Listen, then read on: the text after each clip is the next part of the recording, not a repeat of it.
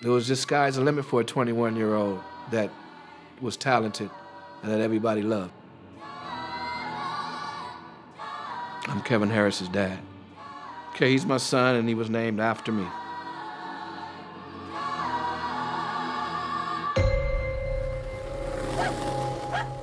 It was gonna be a Sunday like any other, even if he didn't go to church that day. He was naive. Kevin, trusting soul, maybe a little too much. He'd say, "Why you gotta tell everybody I'm your son?" I said, "Because I'm proud of you." My best friend, my teammate. I haven't been able to watch a father take his son to the park with a ball, for a while, so.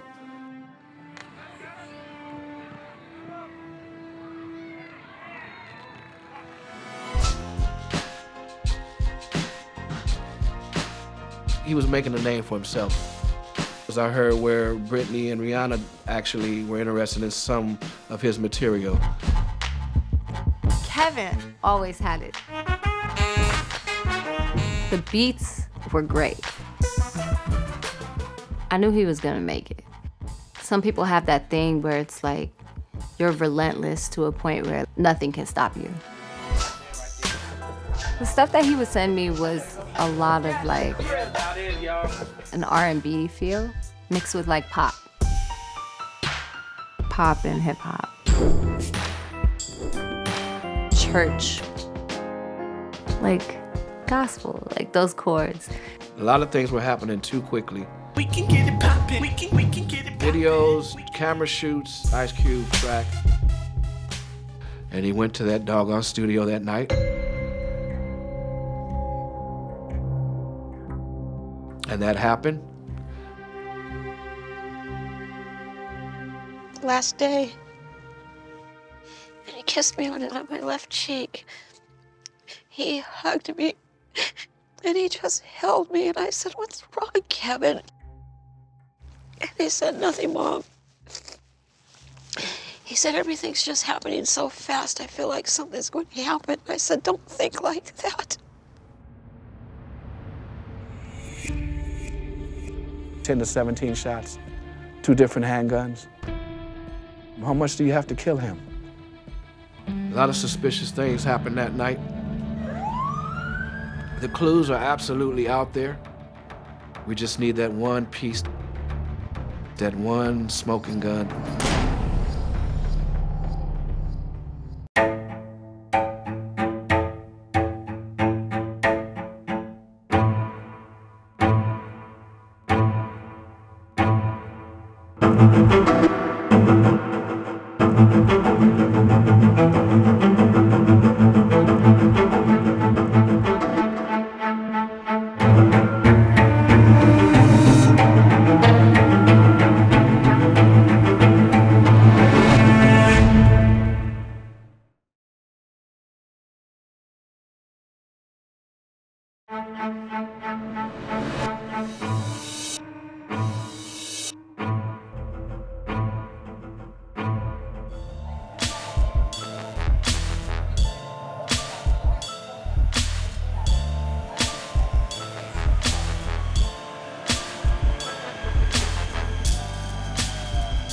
Time is of the essence.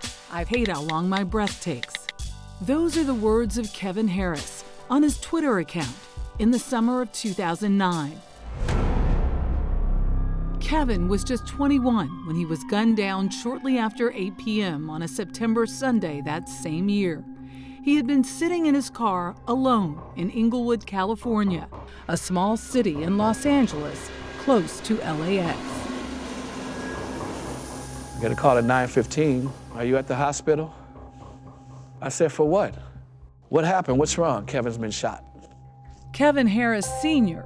is Kevin's dad. We ran every light just to be told that we couldn't see him. I was in denial. Catherine is his mother. The night that he was murdered, and I do say murdered, people like to say he passed. He did pass on, but someone actually took the time to murder him.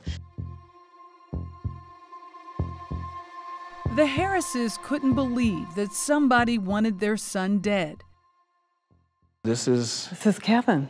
This was during the photo shoot that they had, so. Handsome, confident. Very confident. Tell me about your angel. Our angel.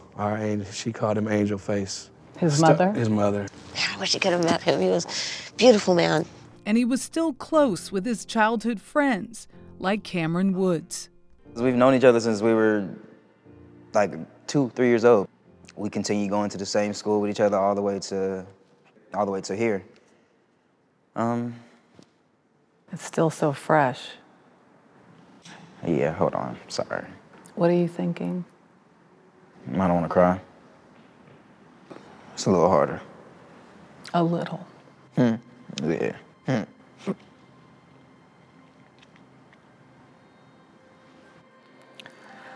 It's okay. You know that, right? What do you miss most about him? His smile, his generosity. Never heard anybody tell me anything bad about him, say anything bad about him. Never really heard him say anything bad about anyone. Besides maybe a few, you know what I mean? No one's perfect. But he was close. He was close to that. The Harrises led by example, working hard, Dad at the LA airport and selling cars, and Mom working retail. They were regulars in church, and they sent Kevin to a Catholic school. She and I were like helicopter parents, under surveillance at all times. As a form of protection? Yes. If he hadn't come home at a certain time, I would text a question mark. Just knowing the possible hearts that lay out there in the street. One of Kevin's hobbies, Cameron says, was hanging out with his mom. Spending time with his mom. Really? Yeah, he loved, yeah. Wait. A teenager enjoying spending time with his parents? I don't know if I should say it, but he was like kind of like a mama's boy, but I mean, I'm a mama's boy, so. There's nothing wrong with that.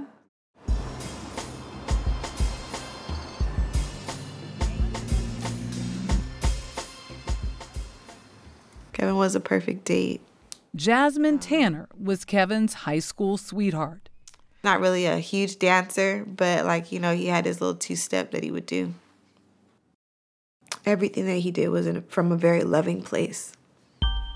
The Harrises kept their son involved in sports, especially basketball.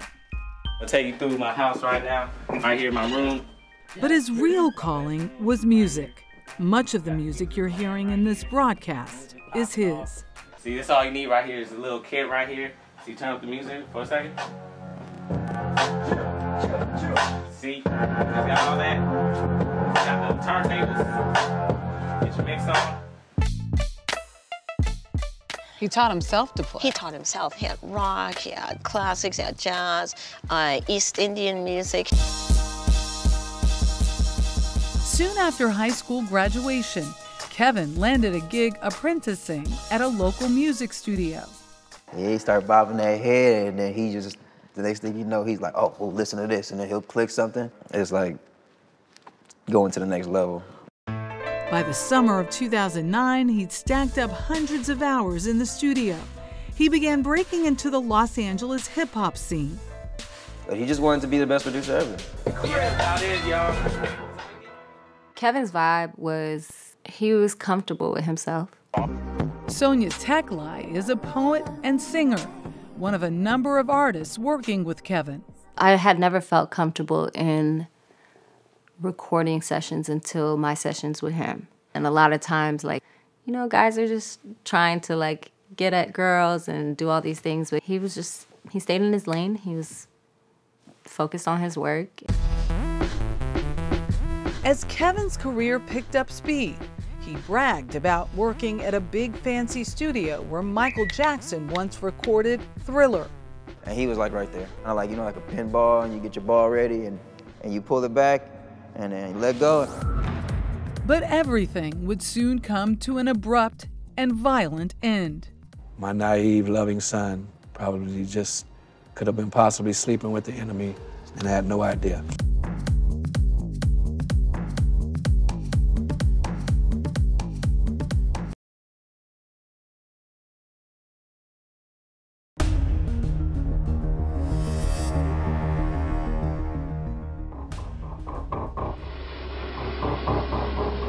To this day, no one has been charged for the murder of Kevin Harris. They thought we're gonna do this sneaky stuff here and we'll get away with it. They effed with the wrong father this time. Kevin Harris Sr. is determined to change that. He spent the past 11 years seeking justice for his namesake. I never got to speak to Kevin that day at all. I went to work at 9 a.m. He was still asleep, and I looked in on him and I left.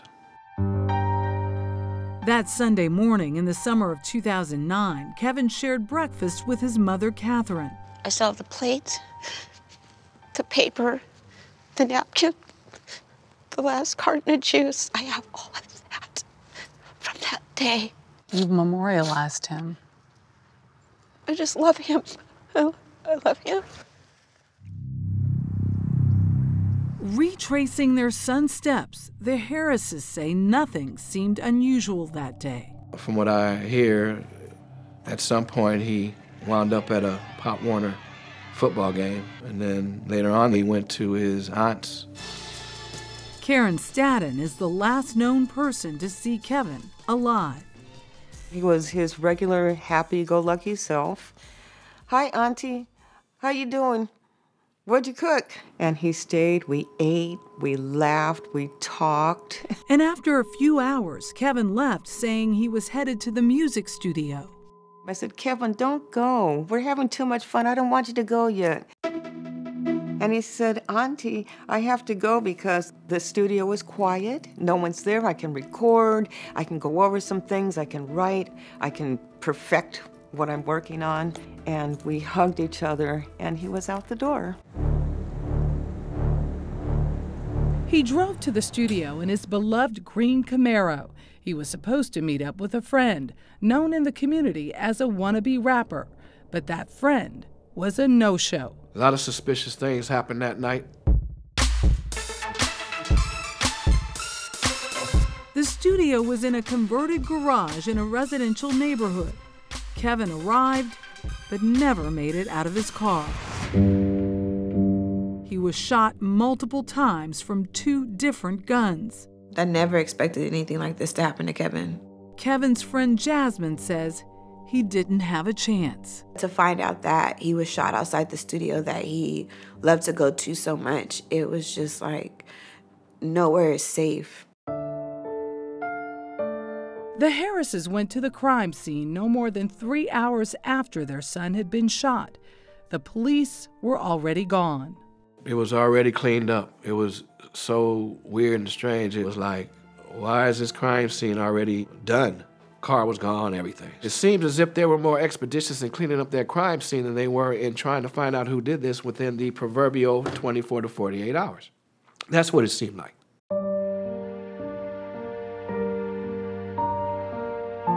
Catherine took what was left behind. I walked around in front of the studio, and I saw blood, wipe the blood up off the street, and the glass from his window was on the ground. And I used my hands as a broom to gather the glass. This young man deserves better than what happened here. There was early speculation that Kevin's death was gang-related, an assumption that upset his father. You hear shot and killed, and the first thing you want to say is, drive by, was he in a gang? No. No, he wasn't. He was just a loving young man with a heart as big as his church. Music journalist Ramon Duke says no matter how innocent the victim is, people assume a crime like this is gang-related. Because he's a young black man. So it's automatic? Yeah, and specifically within that neighborhood, 100%. Young black man shot. In the music business, yeah. Those are all elements. And the odds of solving crimes with those elements are slim. For one thing, witnesses can be hard to find. People in these communities, they stick together. When these situations occur, they're like, I'm not dealing with the law enforcement. They weren't here to help us. Why are we gonna help them? I have seen people step forward, but the majority of the time, that doesn't happen. Why? A lot of times because they're afraid. That person still has to live in that neighborhood. There might be some retaliation. There's this mentality where it's like, just mind your own business. As time passed, Kevin's parents felt that the police pushed their son's case to the back burner, even when they tried to help. And they would tell me, just go home. Just go home. We'll take care of this. We let the law enforcement handle it. Unfortunately, it didn't work. It was sat on. The police told 48 Hours, quote, "Our hearts go out to the parents and family of Kevin. The Inglewood Police Department has done everything possible to bring closure and justice to the family." The Harrises continued to push for answers. They held memorials for Kevin, inviting the police and local officials. But the stress of losing their son took its toll. The gun kills more than its intended victim, and it always will. And after he died, not right away, but a lot of everything that meant everything to our family was destroyed. 2 years after Kevin's murder, the Harrises ended their 23-year marriage.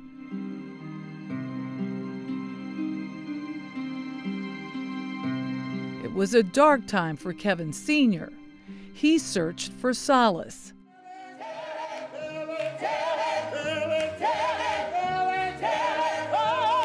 And he found it in church, a Baptist church in the Los Angeles community of Watts.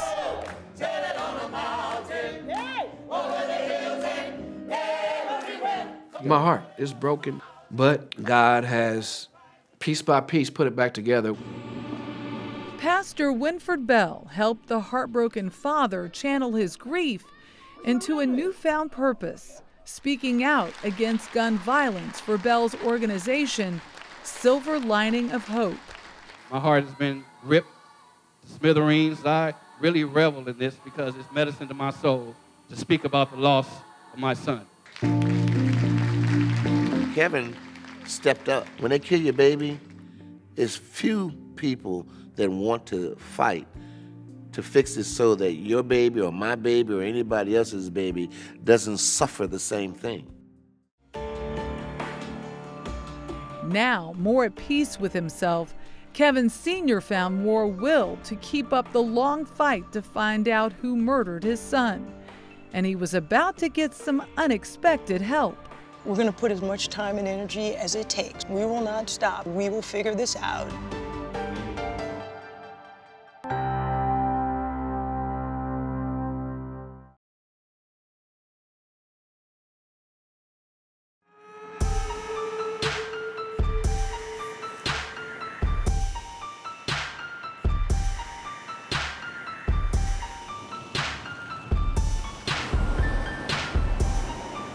Kevin Harris Sr. continued to speak out. 6 years after his son's senseless murder, his heartbreaking story finally had an impact. The local police brought in the FBI to work the case. When I heard I was going to get a call from the FBI, I felt that all my aggressiveness wasn't in vain. Have you met the parents? I have.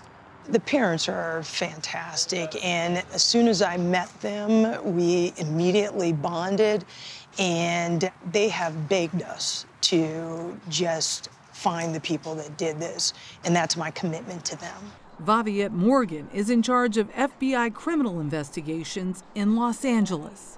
I'm vested, so we'll find them, and we'll hold them accountable. Welcome to the new FBI. I think there was a tough case with, not a lot of evidence. There was no DNA, there was no actual physical touching.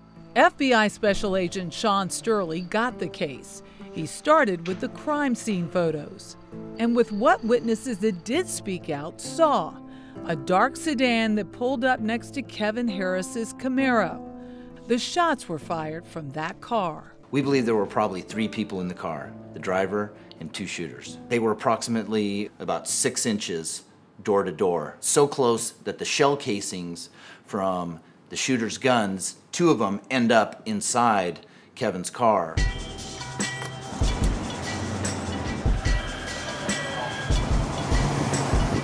Also new to the case, former LA detective John Skaggs. I know the streets and I know how to talk to people. Where are you taking us? Right now, we're going to the crime scene where Kevin was killed. There's a couple things I need to look at, and then there's a resident that I want to talk to. Skaggs came out of retirement to work with the local cold case unit and assist the FBI. So is this a hopeless case or a stalled case?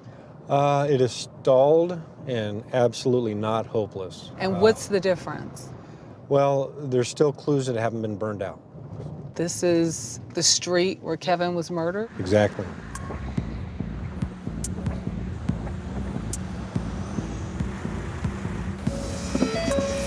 Detective Skaggs walks into the house attached to the music studio. Hey, John Skaggs from Inglewood Police. And comes out a half an hour later with owner Randy Thomas. Hey, Hi, how are you? I'm Michelle Miller. It's 48 Hours. So Michelle had a really good talk with Randy. He was friends. He knew Kevin for about 4 years, and Kevin would use his studio for his music. Randy says by the time he got outside that night, the shooters were gone. I heard cap, cap, cap. I thought it was firecrackers. Then the neighbor came outside and said, somebody shot. And you saw Kevin's car? I saw the green come here and I said, oh my God. Oh my God. And the ambulance came in the fire truck and they pulled him out, tried to revive him, but it was bad. To see him here on the street in front of your house Broke my heart. It's almost like someone had to have followed him here. So you think it was someone he knew? That I don't know, but I know that no one comes here on Sunday nights.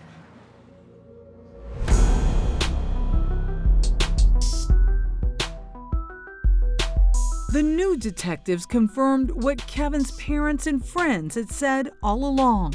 Kevin Harris was really quite a remarkable kid. We probably did somewhere close to 70 to 80 interviews. We could not find anybody who would say anything closely, remotely negative about him. And they learned that in the months before his death, Kevin's career was on a roll. This studio was his home base. There's a lot of steps. Be very careful. Okay. So you have a sound mixer? Right. You have a sound booth? Right. So this is where we do the music at. And Kevin had a key. He can come anytime he'd like to come. In the summer of 2009, Kevin was becoming better known by his stage name, Track Bully. I think he was just really positive about the way his life was going. I mean, his name was Track Bully for... Exactly, because his tracks was crazy. Keep Chanel on your glasses. One of the artists Kevin was closest with was Jizzle, a hip-hop poet and rapper seen in this video with Diddy. I look at this picture and what do you see? Oh man, that was just, bro, and he was hungry.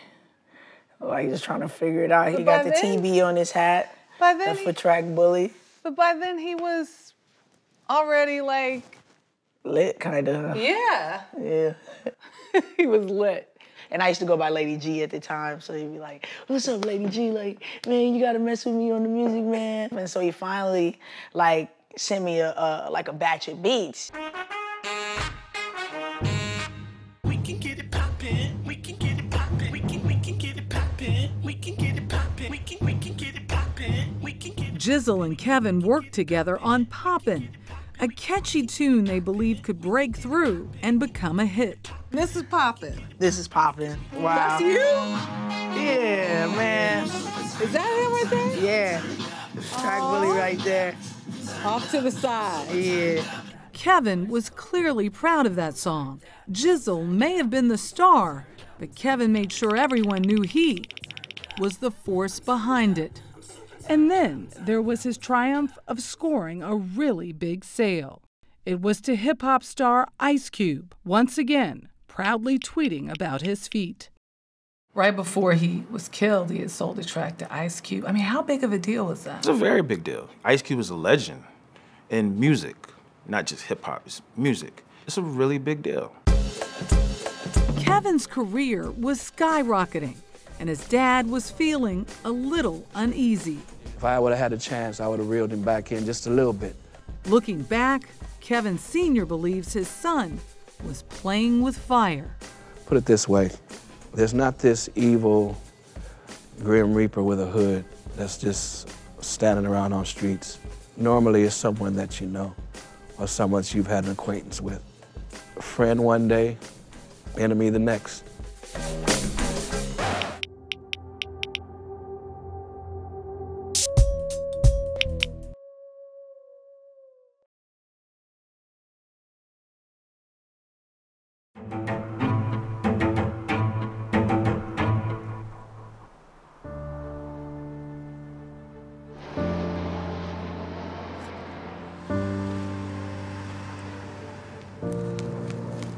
The new detectives continued to study the crime scene photos. It's kind of like you see his life right there. I mean, high school basketball player, great outside shooter, his laptop and his hard drive with all his music. So in his car were all his loves, and horribly, that's where he died. Since Kevin's reputation was golden, they wondered if his death could have been a case of mistaken identity. They learned Kevin wasn't the only one in town with a green Camaro. There was an active gang member that lived less than 2 blocks away from Kevin at the time. That gang member, they say, had a look-alike car. I was able to interview him. The guy's changed his life, and he's told me about some of the stuff that he was doing back in that day that could easily be a cause for somebody to retaliate against anybody driving a green Camaro. When you grow up in LA, no matter how sheltered you are or how strict your parents are, you're gonna run into the culture. It's no secret that Los Angeles does have a gang culture. Even though he wasn't in the streets, I think we all kind of know what that's like. You know, your parents can't protect you from everything. But detectives now say they took a hard look at that mistaken identity theory and ruled it out. They believe that Kevin rolled down his window to talk to the people who drove up next to him that night, and that he would not have done that unless he knew them. So they're looking at each other eye to eye. That kind of dispels gang retaliation shooting, where Kevin was misidentified for another gang member. They were convinced Kevin Harris was the intended target. But why? Were there clues in his surging career? For one thing, in the hip-hop business, you can get rich overnight. You have like really young artists, like 18, 19 years old, and they're millionaires. 2-3 years before that, they probably have $10 in their pocket. Kevin hadn't made any big money yet, but he definitely was a prospect, a kid with big potential. He was really hustling, trying to get artists and putting music together and getting his music heard. Kevin was all over the place. He was putting himself out there.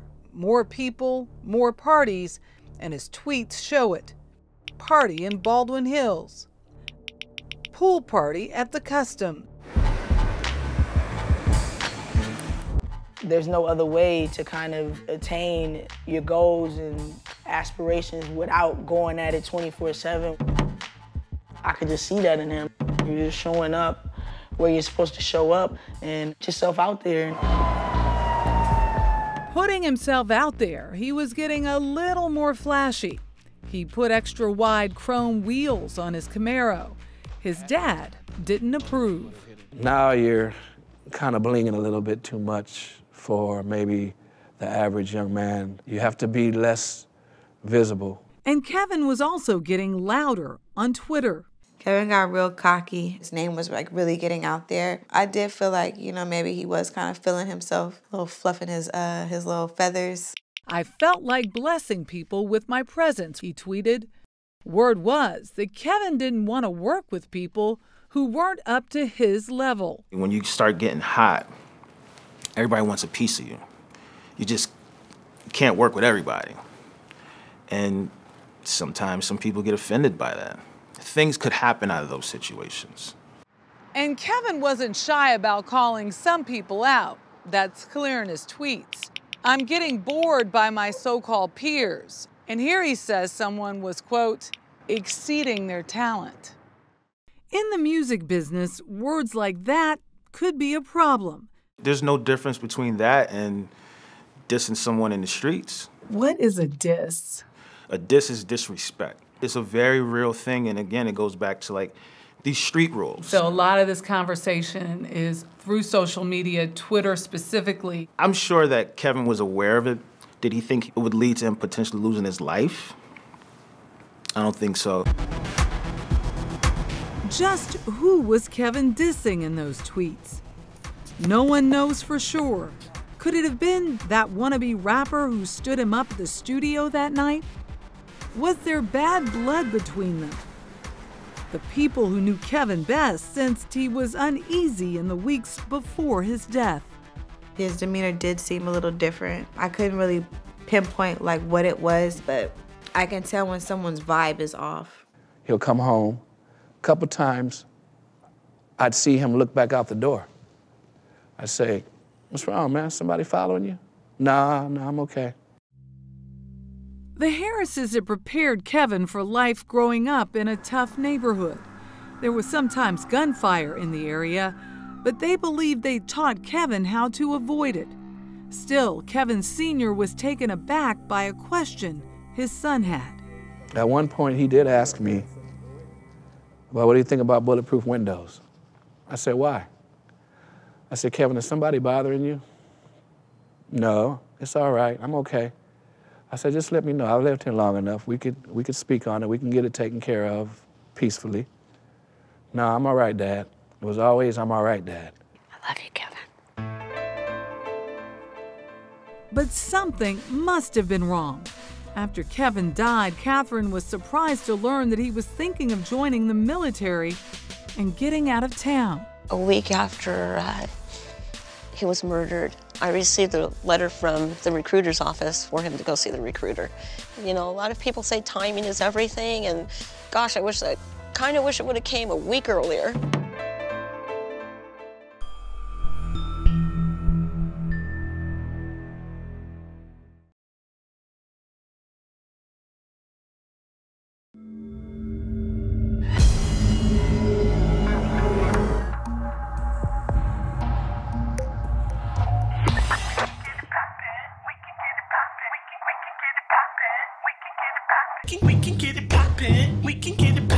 Kevin Harris never lived to see his recording played on the radio.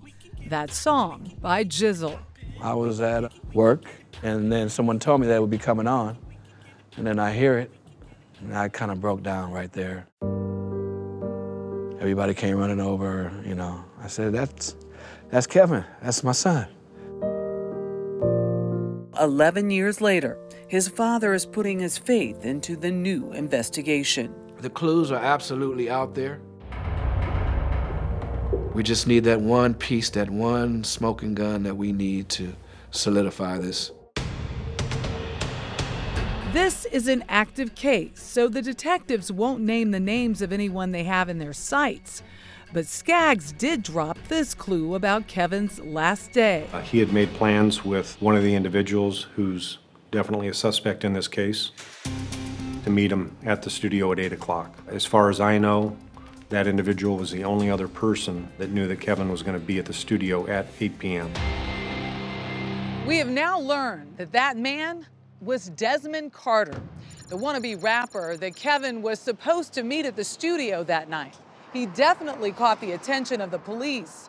In fact, 48 Hours has learned that Desmond Carter was arrested for the murder of Kevin Harris in 2017. And here's the record. Carter was questioned, but never charged with anything. Authorities told us the evidence they had did not cross the threshold of reasonable doubt. Still, Desmond Carter remains a suspect. That's partly because there had been bad blood between Desmond and Kevin. Word on the street was that Kevin had dissed Desmond by refusing to give him beats. Whatever it was that brought Kevin to the studio that night, authorities suspect it was a trap. I believe Kevin Harris was set up. Kevin's own words may support that theory. 10 days or 2 weeks before his death, when he told one of his best friends that something's come up missing, I'm getting blamed for it. I didn't have anything to do with it, but I'm really scared of what might happen. What had gone missing that Kevin was being blamed for? Was it money? Drugs? Police have told 48 Hours they do not believe that Kevin was dealing drugs. Somebody blamed him for doing something that they did and blamed him to some big hitters that were going to seek revenge. This is a classic story of a kid who trusted too much in several other people that he didn't really know that well, but he gave them all his trust, and he ended up being killed as a result. We reached out to Desmond Carter. He didn't want to go on camera or comment directly, but through a friend, he said he had nothing to do with Kevin's death and that he thought of Kevin as one of his best friends. I'm angry, yes, I'm angry. I'm angry with certain people that were hanging around my son because it has all the earmarks of someone that he knows well that was in the circle. I grew up at the beach. I really love the ocean, and it's always been part of my life. Detective Skaggs says walking on the nearby beach helps clear his head and reminds him to be patient. It does not discourage me. If these cases were easy, they'd all be solved. I know that some of the people that I'm interviewing are not telling me the truth, so, it just makes it so hard.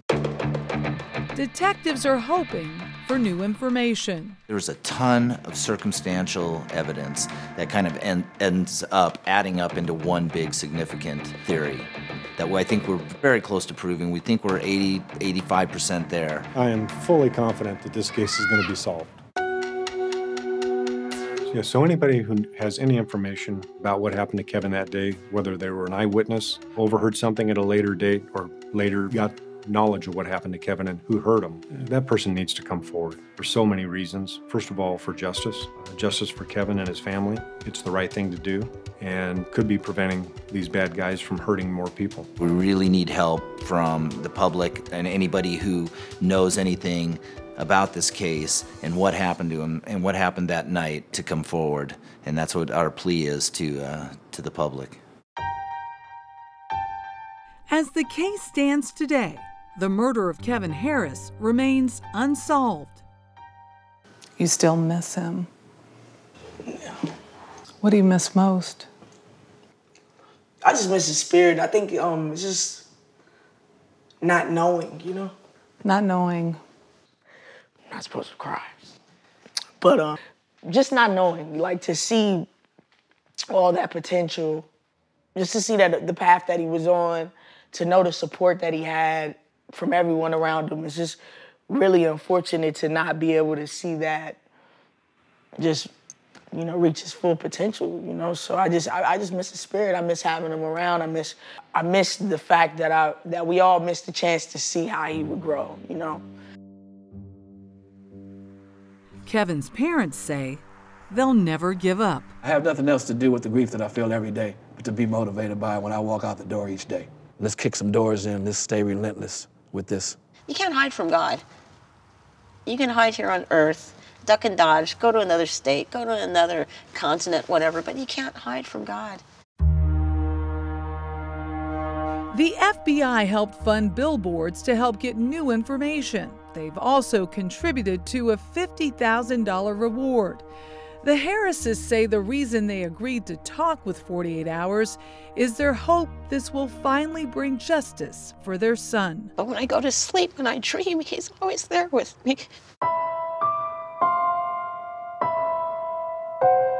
For my son, I'm never going to stop grieving. Murdered. He was murdered.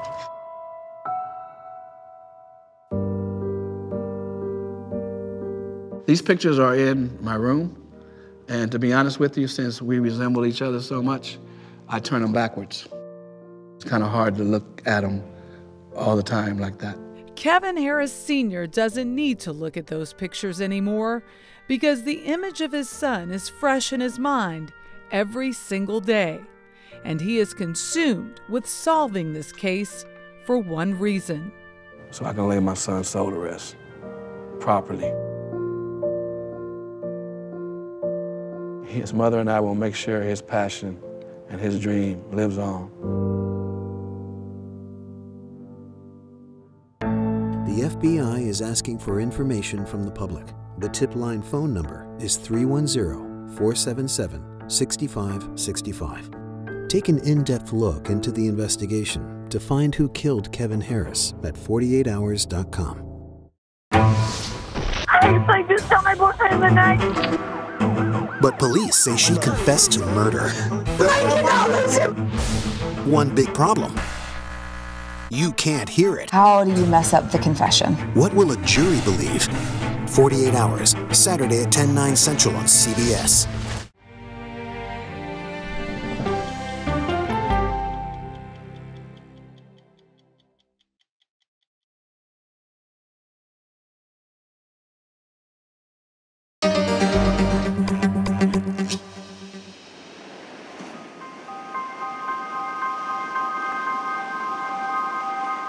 I remember having a nightmare that something was terribly wrong. Jesse was killed. And when I woke up, it was just a dream.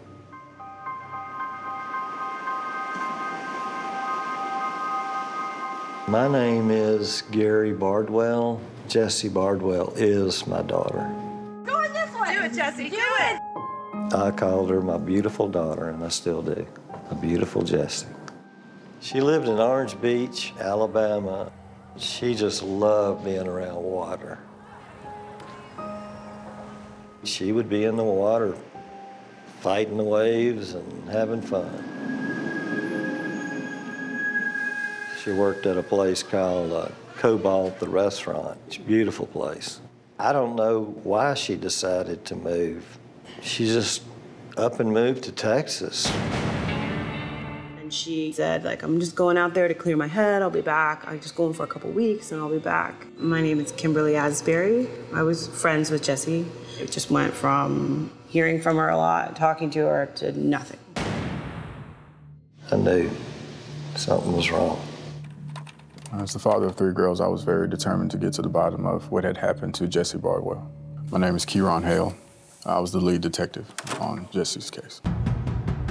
Jessie was nowhere to be found when we got to Texas. I had the fear that we would never find her. Tell me what it felt like then to go 2 days, 3 days, 4 days. It was hell. After so many days, it's kind of hard to believe that she's just gonna come back with shopping bags in her arms. It was just like brace for impact. I knew she was dead. How did you know? I had that nightmare and I felt it. She was not on this earth anymore. This story's about a young girl, thinks she finds love, and it turns out he's pure evil.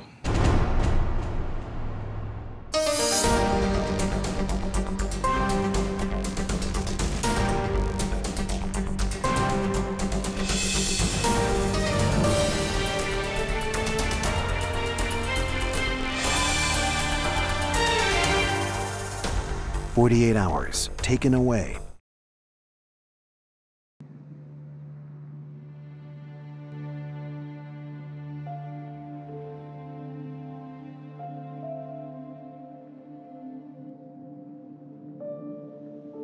Yesterday, I went down to the river and just sat there and watched the boats go by and took some deep breaths and said, I don't know how much of this I can take, any longer. There are days when it's hard for Gary Bardwell to get out of bed, but he always does. Determined to get justice for Jessie, his 27-year-old daughter who went missing from Richardson, Texas in May of 2016. I'm doing it for Jessie, taking one day at a time, one step at a time.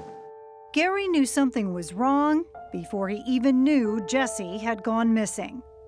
Something from my soul was gone, and I was afraid that it was her. That connection, that bond deeper than words, formed the moment Jesse was born, says Gary. As soon as she was born, I immediately started crying. It was just such a happy moment, such a happy moment. Jessie grew up alongside her older brother, Brandon. Me and Jesse have been two peas in a pod since we were young. There's Brandon and Jesse. Gary, a now retired firefighter with the Pascagoula, Mississippi Fire Department, loved being a dad.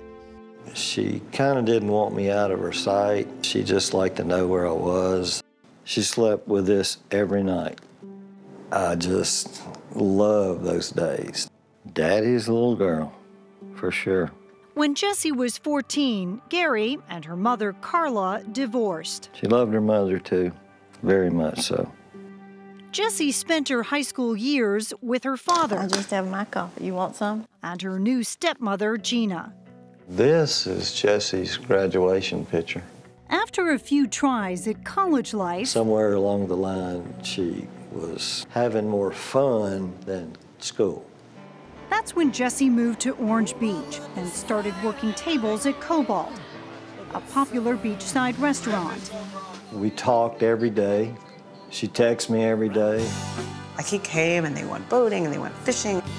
Jessie's good friend, restaurant manager Kimberly Asbury, found out Gary was an accomplished musician and booked him at the restaurant. She'd go to his gigs. I mean, they were friends. They weren't just father and daughter. Jessie had been living with a long-term boyfriend, but surprised everyone when she fell for a new guy, Jason Lowe. It kind of came out of nowhere. Jessie's friend Terry saw the romance start. Jason seemed friendly. He definitely was outgoing as well.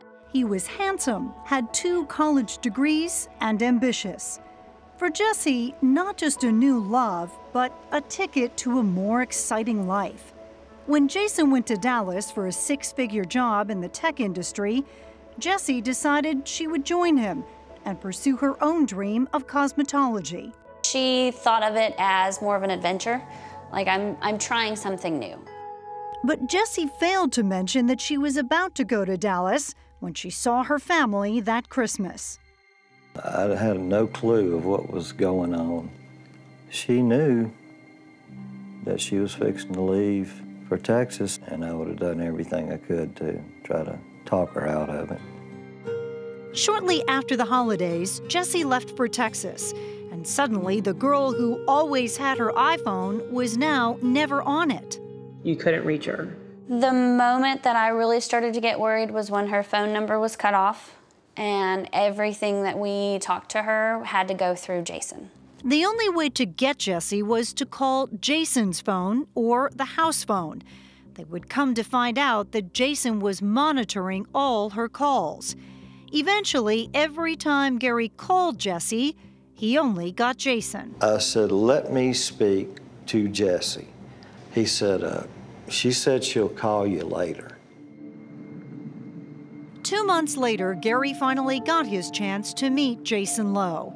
Jason and Jessie came to Pascagoula for a visit.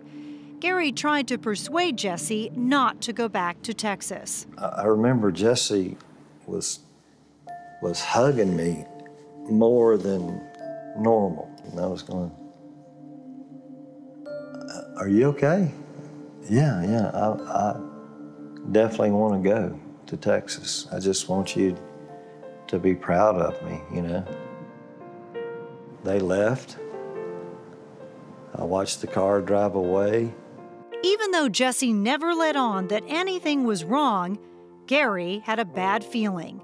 He went into his studio, Jessie's childhood room, She said, Daddy, don't worry. And wrote this song. It's gonna be all right. That song, Taken Away, was written the very last time I saw Jessie. As they were leaving. It was written about seeing them leave, taken away. Me getting a gut feeling of something was bad wrong. Taken away. She said, there is nothing you can say or do to make me stay. In May, 4 months after Jesse moved to Texas, she stopped answering his calls altogether. Gary called Jason and insisted on knowing where Jesse was. He says Jason told him he didn't know. What was he saying? I don't know where in the hell she is. We don't live codependent. She can go and come as she pleases. But when she didn't call her mom and stepmom on Mother's Day, Gary had had enough. I said, we're leaving in the morning. Let's pack some bags and we're going to Texas.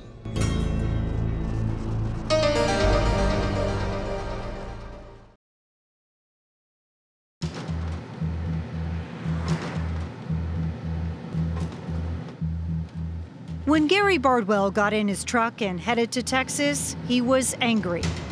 Very angry. I get so angry that it scares me. His little girl was missing, and he believed Jason Lowe was behind it. I texted him on the way there. I said, if Jesse is not there, when I get there, you are in a tremendous amount of trouble.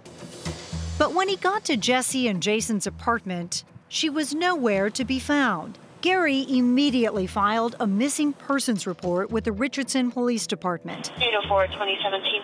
Over the next 24 hours, the police repeatedly visited the apartment, and still she never showed up.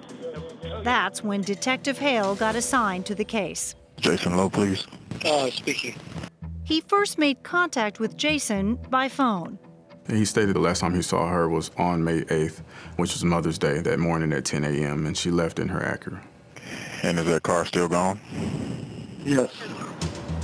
The next day, Detective Hale made a house call and made another audio recording. Still hadn't heard from Jesse, right? By then, Jesse had been reported missing for 3 days. It seemed everybody was desperate to find Jesse, except the man who claimed to be in love with her. We just did our own thing always. I didn't question her, she didn't question me, and it worked. The detective looked around the apartment and saw no sign of a struggle. Jason stuck to his story that she left home in her Acura. There was just one problem with that story. The police learned that Jesse and Jason had sold that Acura 3 weeks before Jason claimed she drove off in it. They found it in the new owner's driveway. Jason's lies were not very smart. Who would lie about an Acura that had been sold? It was pretty clear that there was definitely something other going on other than just a missing person. It became even clearer the following day. A team of detectives, including Hale and his partner Eric Willitson, returned to the apartment. They saw what appeared to be a line of cocaine. You have coke on the countertop? A line of it, yes or no? Yes, sir. But it was an odor coming from the garage that really got their attention. So it smells really bad in here. Yeah, I know. It stinks to high up. Yeah, it does.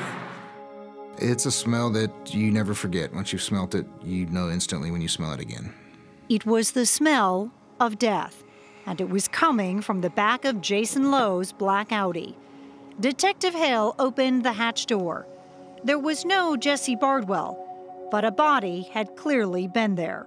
There was standing fluid in the back hatch, and it smelled like just decaying flesh. It had front end damage. It did not have the bumper. The bumper was inside the vehicle, and it had a lot of mud on the inside and on the outside.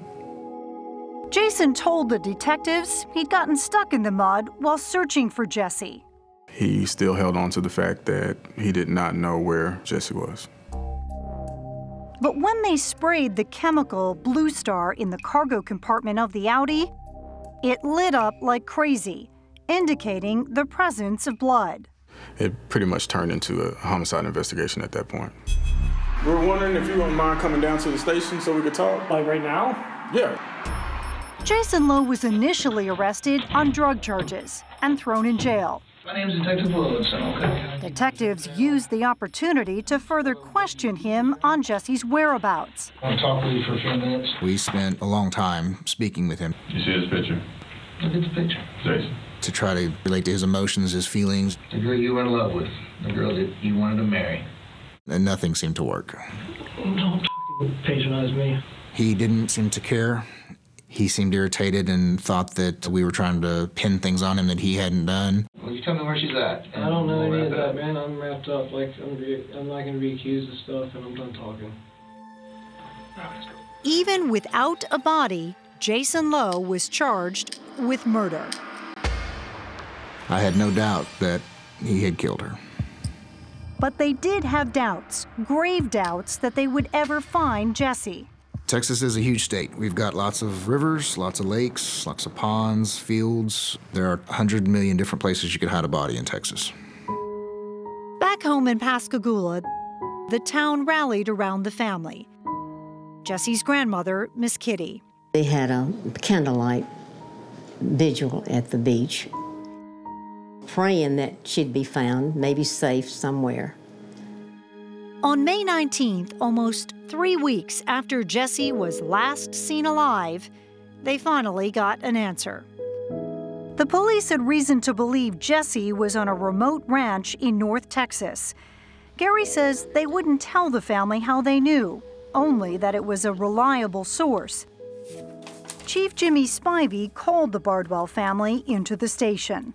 The chief said it's going to be a bad day for y'all today because we do not expect to find your daughter alive. A team of detectives, FBI investigators, and prosecutors made their way to that remote ranch. Detectives, where are we? We're in Farmersville, Texas. They arrived late afternoon and started walking through the fields. We saw where he'd gotten stuck in the mud. You could still see the car parts on the ground? You could. We found a piece of metal, it looked like it was shielding something, kind of a makeshift burial area. And at that point, you could start to smell, decaying flesh. So we walked closer. She was covered with a sheet. So we could tell, but you could see the outline of the body under the sheet. Jesse Bardwell had been crudely wrapped in a blue fitted sheet and covered with a pile of debris, including a red blanket and 2 red and gold towels. What was the condition of this body? It's one of the worst we've seen. It would take 7 days to officially identify her body. The medical examiner ruled Jesse's death a homicide, but her body was so badly decomposed, officials could not say how she was murdered. I got Jesse's ring. That's her ring. That's her ring. Against his better judgment, Jesse's father read the autopsy report. I felt it was my responsibility as Jesse's daddy to read the report. She was brutally murdered, and she was thrown away like a piece of trash, wrapped up in a sheet, barely looking like a person. And they sent the hearse to Texas to pick her up. And my fireman buddies loaded her into the back of the hearse. This is my life now. I love you. Over 900 people showed up at First United Methodist Church to mourn the death and celebrate the life of 27-year-old Jesse Bardwell. If this town could be washed with all the tears that were shed over Jesse, it'd be real clean. We wouldn't even need for it to rain for the tears that were shed for Jesse. While the Bardwells spent the next year grieving, a very different-looking Jason Lowe was in a McKinney, Texas jail cell preparing his defense. One of the key issues in this case is whether or not to have our client testify. Jason's court-appointed attorney, Andy Farkas, says he is sure that Jason did not murder Jesse. He's not so sure Jason can convince a jury, but he has a plan. I've been a lawyer for 42 years, I have never done this before. Never done this before.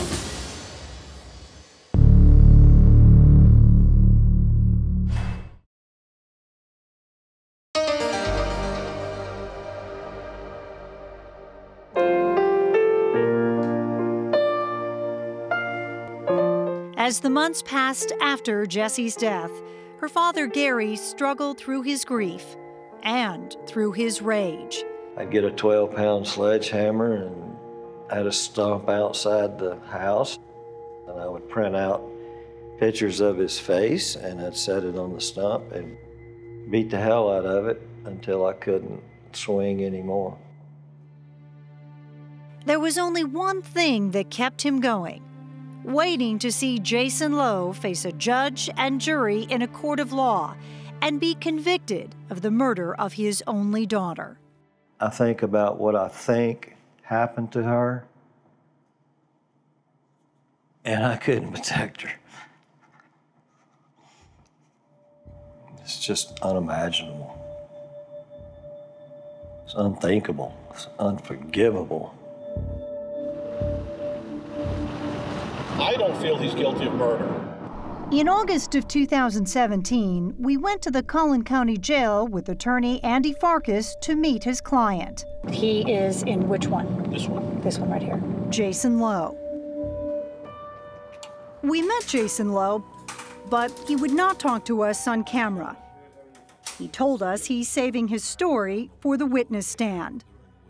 Farkas believes that allowing Jason to tell his version of what happened to Jesse will help him get acquitted of murder. And to gauge how a jury will react, Okay, good morning, everybody. Farkas is doing something he's never done before. He and co-counsel Maria Tu are conducting a mock trial. Be seated. It's essentially a simulated trial with pretend jurors who will pass judgment. Maria Tu will act as the prosecutor. And we know that the defendant put her there. And Farkas, the defense. The state can't tell you how, where, when, or why this happened. While the defense maps out its strategy in mock court, the real prosecutors, Wes Wynn and Cynthia Walker, are fitting together the pieces of what they admit is a mostly circumstantial case. Do you know how Jesse is murdered? No. Do you know why Jesse was murdered? No. And do you know where Jesse was murdered? No. So we don't know how, we don't know why, and we don't know exactly where. That's correct. But you have the body. And that's enough for you to create the picture? Yes. They have no doubt that Jesse Bardwell was murdered by Jason Lowe, a man whose dark side she didn't see, they believe, until it was too late. Jessie really thought she was in love with this guy and everything was good. At first, Jessie told her father life in Texas was great. But then, only a month after moving, they had a big fight. Jason would later say it was because Jessie had a brief affair before moving to Texas and got pregnant. He was furious when he found out. Eventually, he says, Jessie had an abortion. She called me really upset. She was crying, said, "You were right, I should have never come out here. Jason kicked me out, I'm freezing." Fortunately, a friend of a friend took her in for the night. Gary bought her a plane ticket to Alabama for the next morning. One of her friends went to the airport the next night when she was supposed to be there and waited 7 hours for her to get there, and she never came. Jessie told her father that Jason felt bad about the fight and would try to trust her again. She was 27, a grown woman, so Gary reluctantly let it go, a decision that haunts him to this day. My mind never stops. It never stops. Thinking, why did you not go out there sooner? If there were any more incidents, Jessie didn't let on to the folks back home. And she was even less forthcoming with her new Texas friends, You messed up my hair. Regina and Tommy Jordan. She was just real timid and quiet. We just seemed to be real shy. We could never pull anything out of her. She didn't really talk much. Did they seem like they were a happy young couple? He made it seem like that. The Jordans were so fond of the couple, We took him into our wing like one of our own children. they asked them to house sit their home and dog while they went out of town for a few days. They left on May 1st. The last time you saw Jesse alive was here at your home? Yes. When they returned, everything seemed normal. But then they heard the shocking news. Jason had been arrested for murdering Jesse. Did you think he was capable of doing something like Not at all. We all kind of thought he was innocent. Tommy went to the jail to talk to Jason. All right, you pick up the phone and ask your business. A videotaped conversation What's up, brother? What's up, man? that would become a key piece of evidence in this case.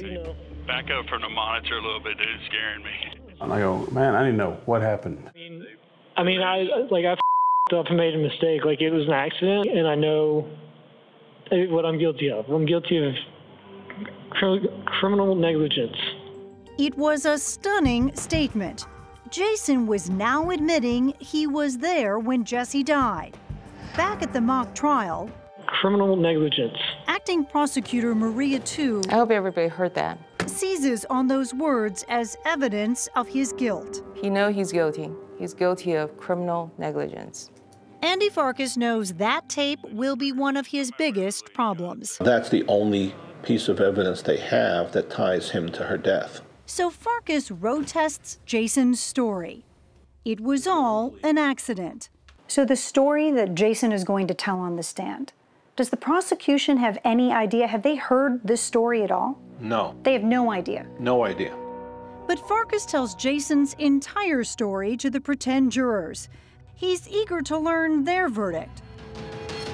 They deliberate over lunch. We don't have any evidence to show what actually happened. But neither does the state. That's right. I can't believe the DA even took this case, frankly. And the mock jurors reach a verdict. What was the verdict after they heard the whole story?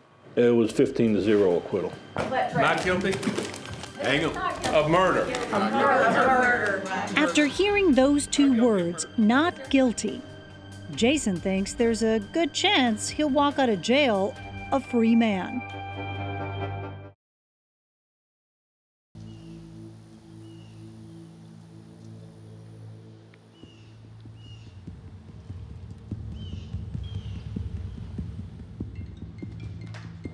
The time had finally come. Gary Bardwell said goodbye to his fireman buddies. And then, the hardest goodbye of all. You're going to be all right in Texas. His mother. You're going to do a good job. You're going to do this for Jesse.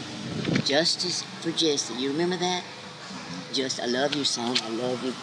I love you. For the first time in 30 years, Gary got on an airplane as he and his wife Gina headed to Texas for the trial of the man accused of murdering his daughter, Jessie.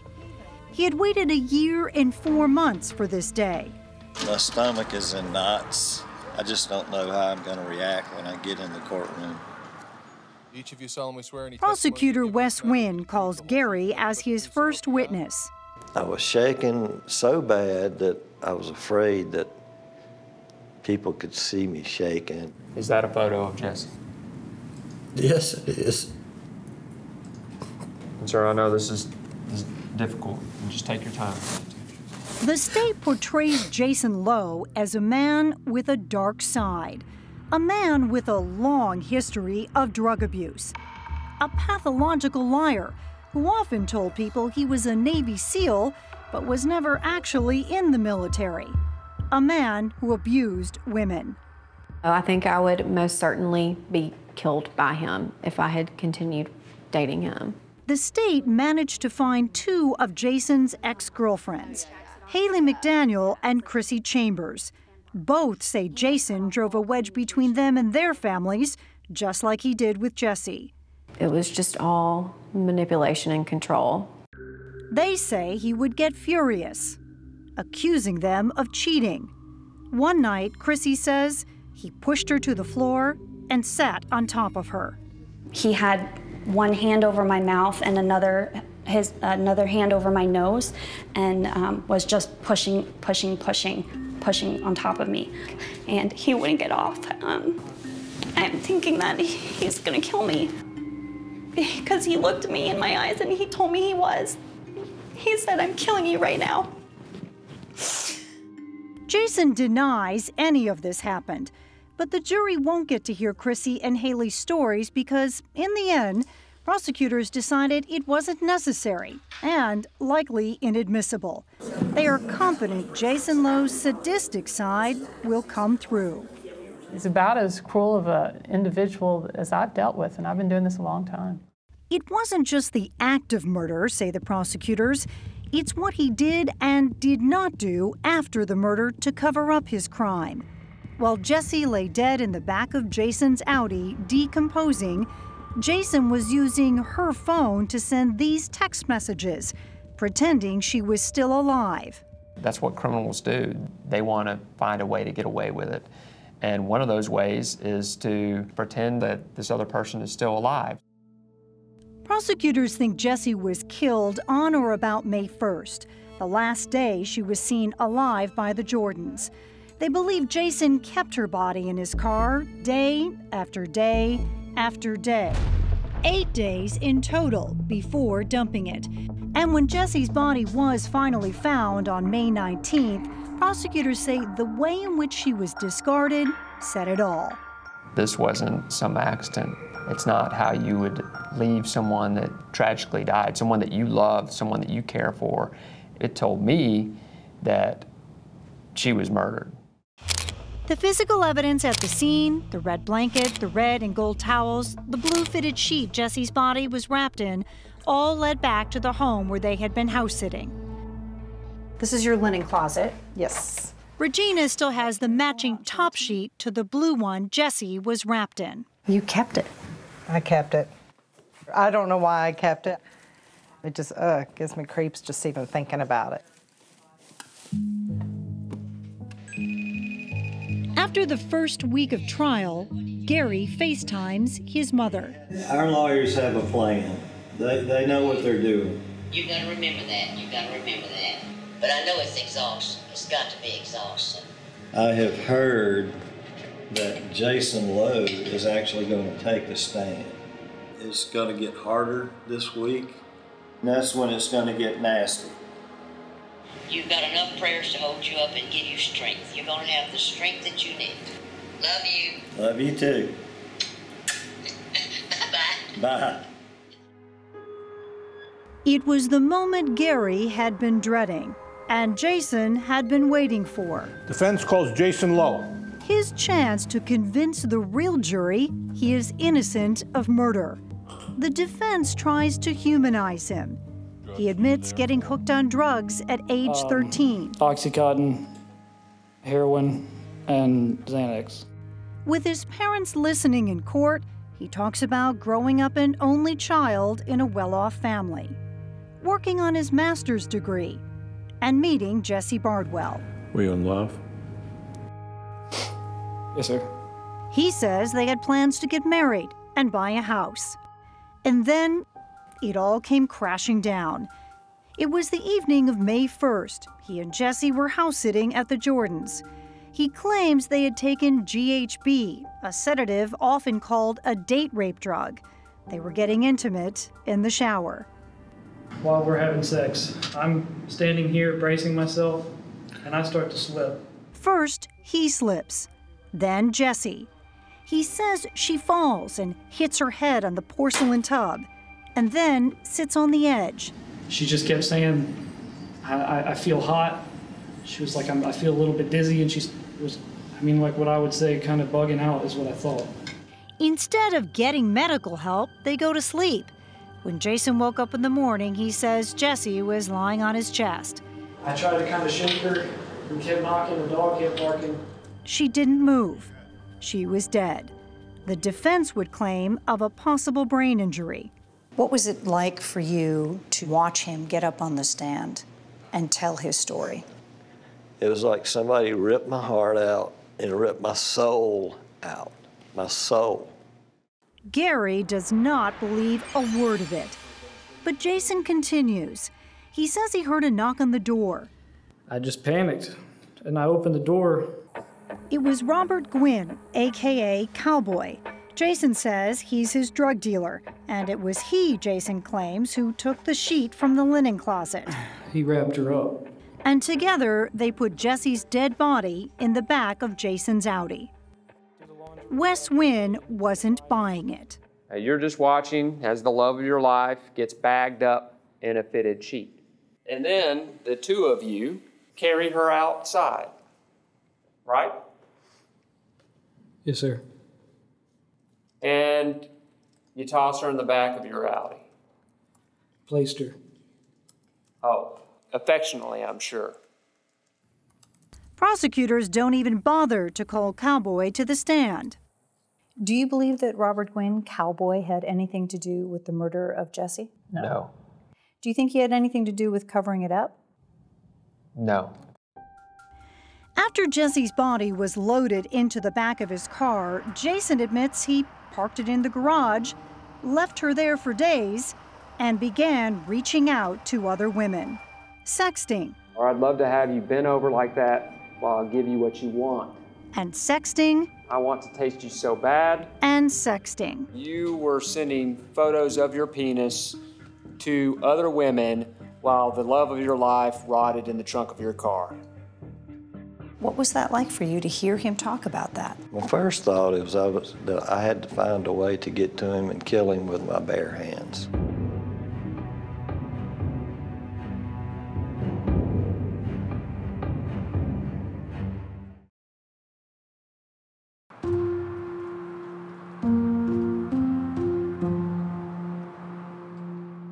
Prosecutor Wes Wynn is gunning for a guilty verdict. Never once said there's been an accident.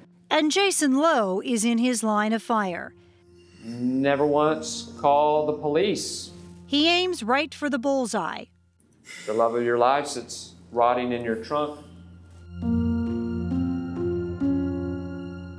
And after all, it was just an accident. And hits his mark. You didn't want anyone to know she was dead. You didn't want anyone to find her body. After 7 hours of tears, She was asleep. excuses, I didn't know what to say. and denials, Knew I didn't willingly and intentionally kill someone. Kill Jesse. Kill the girl that I was in love with. the defense plays its last sympathy card. Who pointed out to the police where Jesse was buried? I did. Remember when the police wouldn't tell the Bardwells how they found Jesse's body? Well, it was Jason Lowe who told them where to find her. His lawyer says Jason did it for the sake of Jesse's family, but the prosecution says the only reason is because he cut a deal. You're getting something in exchange for that agreement, right? If convicted, instead of serving 99 years, the most Jason Lowe will serve is half that, 50 years. And why was that deal offered? It's important for the family. It was important to find her. After 5 days of testimony, Taking some items out of the vehicle. the lawyers sum up their cases.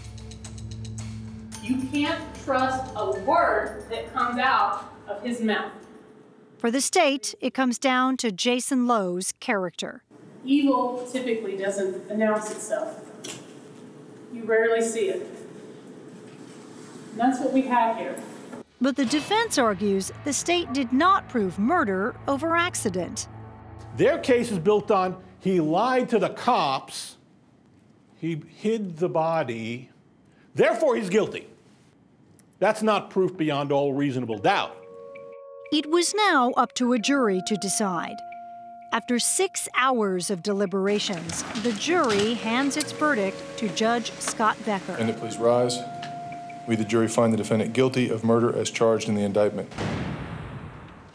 It was so sweet to know that monster is going to be put away for a long time.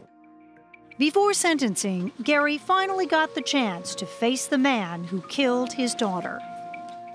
I looked him straight in the eyes, and it frightened me for about 5 seconds. There was nothing in his eyes, nothing. I'm very sad and angry. Standing beside Gary for support Jason's ex-girlfriends. If I could say anything to Jesse, I would say, run. Just save yourself. That same day, Judge Becker sentenced Jesse's killer to the negotiated maximum. You can go with the deputies. 50 years. We took one last trip to Collin County Jail to see if Jason would finally own up to what he had now been convicted of. So I am walking in right behind me into the jail, and I'm going to ask him face to face, did you kill Jesse Bardwell? Hey, Jason. Hello. Thank you for doing this. Yes, ma'am. Have a seat, please. Thank you. Did you have anything to do with the death of Jesse Bardwell? No, ma'am. Did you murder Jesse Bardwell? No, ma'am. Why are you sitting here for 50 years? I'm reaping what I sowed. Like I said, you know, I lied. I was scared, and I thought I could fix this. I thought about just myself. I didn't think about her family. I didn't think about her. He'll have half a century in a Texas prison to think about all that pain he sowed. If her parents were here right now, is there something you would want to say to them? I'm sorry. And what are you sorry for? For being a piece of dirt. After the trial, Gary Bardwell and his family went back to Mississippi, where he used to spend long summer days on the water with his daughter Jessie. Only now is he able to get back in a boat and go to some of the places they used to go. A bittersweet reminder of the daughter he lost. Jason Lowe took away a beautiful soul, a beautiful heart, the life of the party, a smile that would light up this dark room. She will live forever. I always called her my beautiful little girl. In my heart and soul. My beautiful daughter, Jessie. How many breaks can my heart take until it's taken away?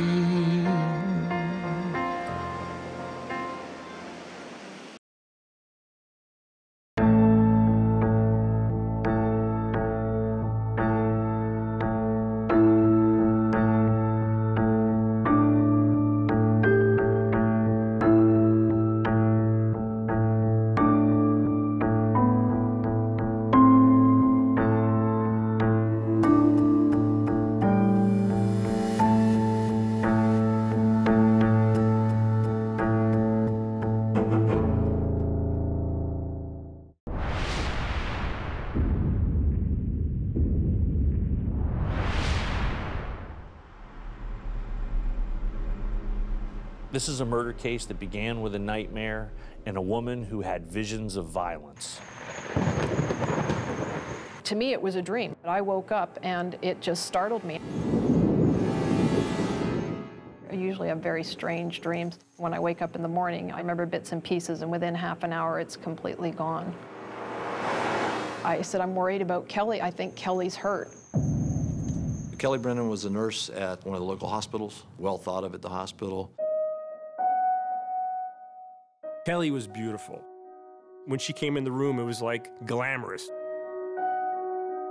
She was patient-oriented, wasn't afraid to take charge. We called her the Sarge.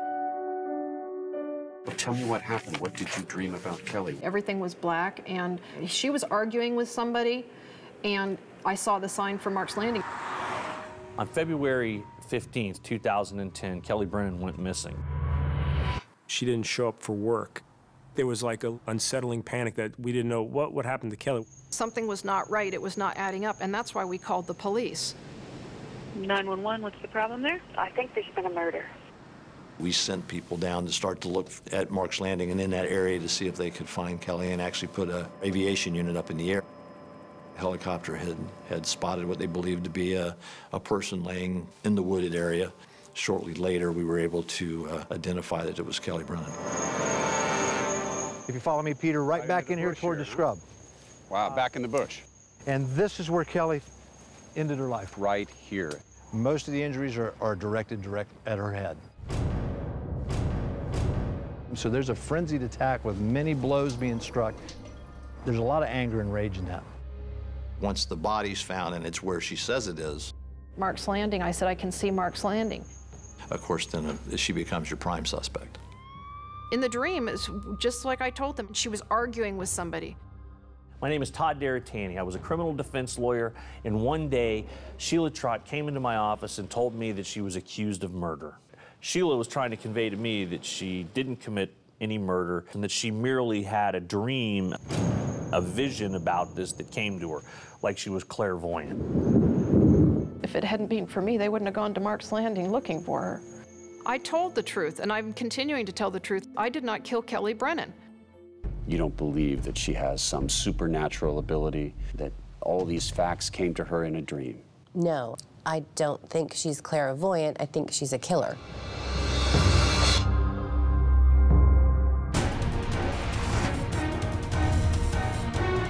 I'm Peter Van Sant. Tonight on 48 Hours, a vision of murder.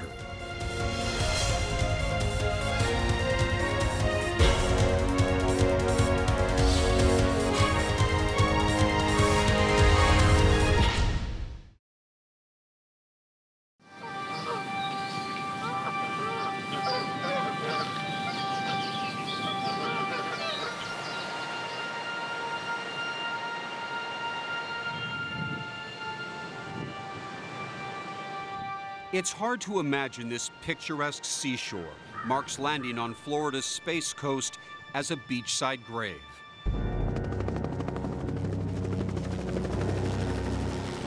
Is this the spot where Kelly Brennan was lying on the ground? You noticed her legs sticking out from the bushes a little bit and kind of the lower part of her torso.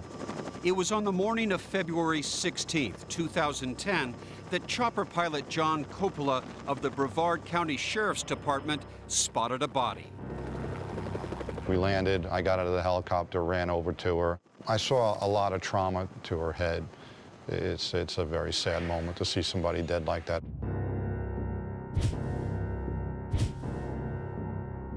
It was 46-year-old Kelly Brennan, who had vanished from her home in the Atlantic less than 24 hours earlier.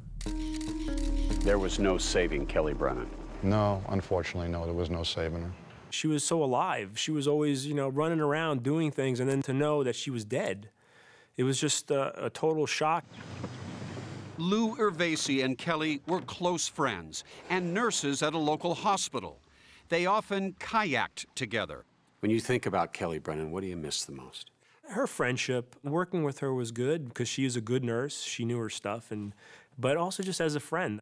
Kelly was committed to her patients even after she was diagnosed with an incurable disease, multiple sclerosis. It would flare up at times, and she would just keep working and work right through it, which was another thing I admired about her. Sheila Trott, the woman at the center of this murder, says Kelly Brennan was her friend as well.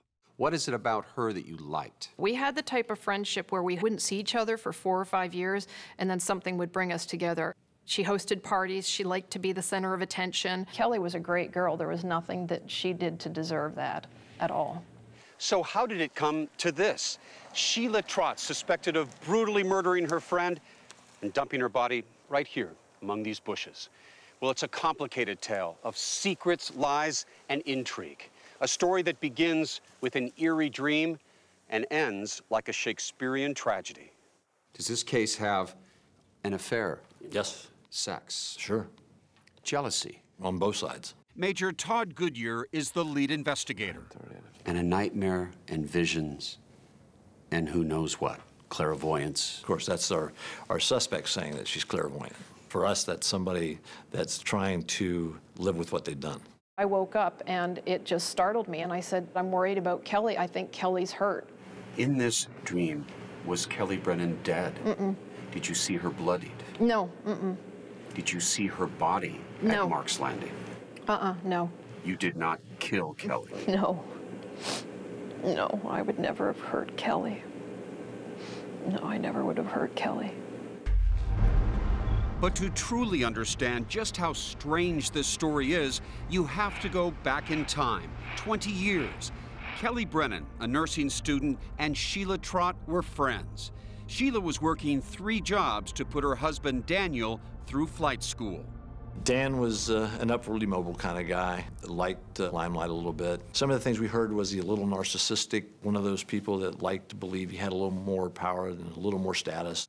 She was head over heels. Allison Bartlett remembers when her best friend Sheila fell for the tall, handsome, aspiring pilot.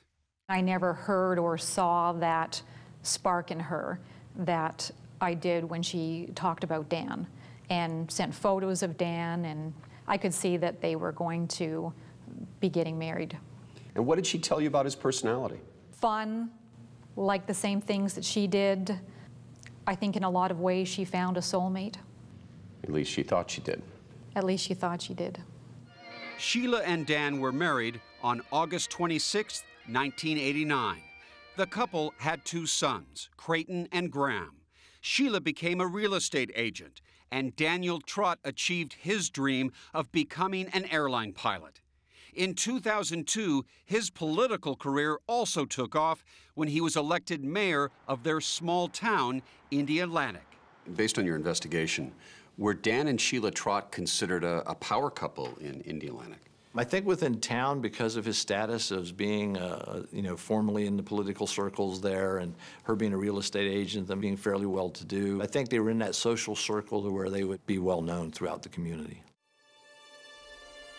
From the outside, Sheila and Dan seem to have the perfect life. But images can be deceiving. What did you see in his behavior? What happened? He began having affairs. I would notice his ring was on the counter. He wasn't wearing his ring. And then when I would say, look, we need to talk, what's going on, he would swear and cuss at me. That's Sheila's story. 48 Hours reached out to Dan Trott about these allegations, but he refused to comment. By January 2009, Sheila had had enough. So you asked for the divorce? Oh, absolutely, yes. I said, I'm done. While her marriage was crumbling, Sheila and Kelly met for a girls' night out.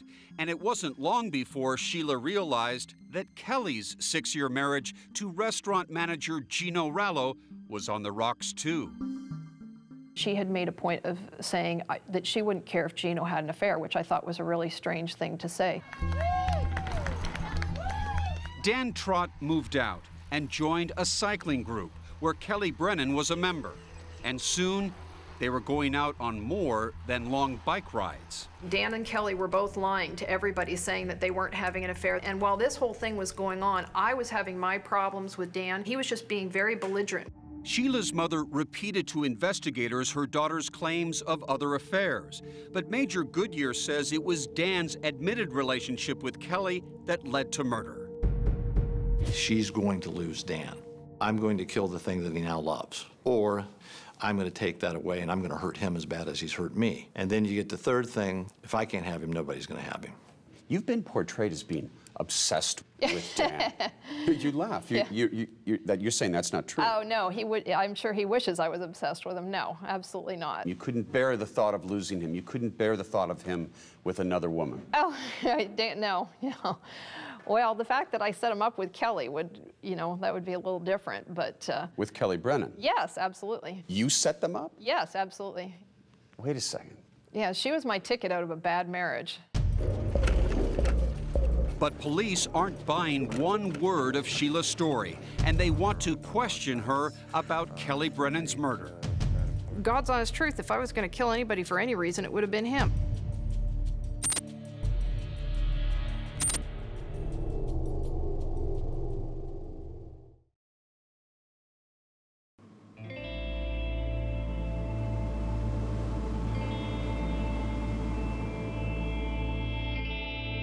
That's the place. That's the place that she loves. That's where her heart is, right there. Sheila Trott had a lifelong love affair with the water. Yeah, I should have been born with gills, I suppose.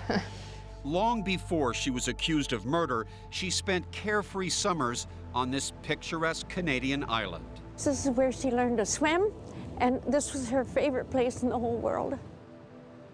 Margaret Byers says her daughter doesn't belong at the center of this murder investigation, but back with her family in Canada. Sheila used to just love to run through these rocks. If she could see this right now, she would just be in tears. This is where she belongs.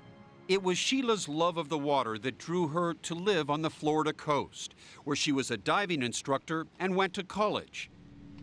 Now, she swims in a sea of suspicion. I did not kill Kelly Brennan. She was the best thing that could have ever happened to me. In fact, Sheila says she orchestrated the relationship between Dan and Kelly one night over dinner to speed up her own divorce. So I said to her, I said, you know something, Kelly? I said, you and Dan would be great for each other. And she just perked up and she said, really? And I said, yeah. And I said, but Kelly, you're going to have to lose weight. But prosecutor Samantha Barrett says Sheila is making up the matchmaker story. Barrett says that Sheila was simmering with anger and jealousy over the relationship. Anger that finally boiled over when she savagely killed Kelly on this lawn right behind me. It was horrific. She was lying in wait for Kelly when Kelly came out of her house. I believe once she started the attack and she knew that Kelly wasn't going to be able to fight back, that's when the rage came to the surface. Authorities begin building a timeline that prosecutor Jim McMaster says started on the night of February 15th, 2010, when Kelly misses an appointment with her personal trainer. And they couldn't find her. We couldn't contact her and couldn't find her. Kelly's roommate files a missing persons report 2 hours later. They checked every police department, every hospital, fire rescue, highway patrol. They went to her residence and were clueless as to where Kelly Brennan was. Meanwhile, according to her sons Graham and Creighton, Sheila arrives home after a 4-hour trip to Walmart. She was dizzy, shaking, and acting strangely. Fire rescue, what's the address of the emergency? So her son's girlfriend calls 911. The paramedics arrived. They couldn't find anything physically wrong with her, so they left. An hour later, another call to 911. My boyfriend's mom just had a seizure about an hour ago, and they said to call back if she's been acting weird or anything, and she's acting very strange. She was then transported to the hospital, and they ran routine tests, and nothing of medical significance was identified.